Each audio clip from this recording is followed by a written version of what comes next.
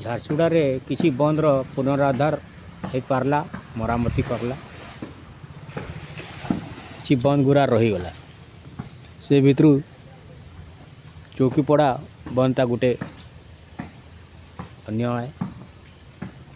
କେତେ ବର୍ଷକୁ ଆମେ ଦେଖୁଛୁ ବନ୍ଦଟା ହେନ୍ତିକି ହେନ୍ତି ଅଛେ। ତାର ପ୍ରତି କାହାରି ଅଧିକାରୀର ଧ୍ୟାନ ନାହିଁ, ନା ଜନପ୍ରତିନିଧିଙ୍କର ଧ୍ୟାନ ଅଛେ।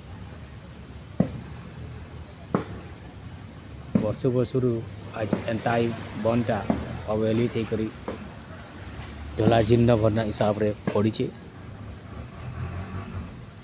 କେତେ ଯୁଗ ଗଲେ ଆଉ ଏ ବନ୍ଦର ପୁନରୁଦ୍ଧାର ହେଇପାରବା ଯେ ଏଟା ଆପଣମାନେ এটা দেখুন আর বিচার করুন।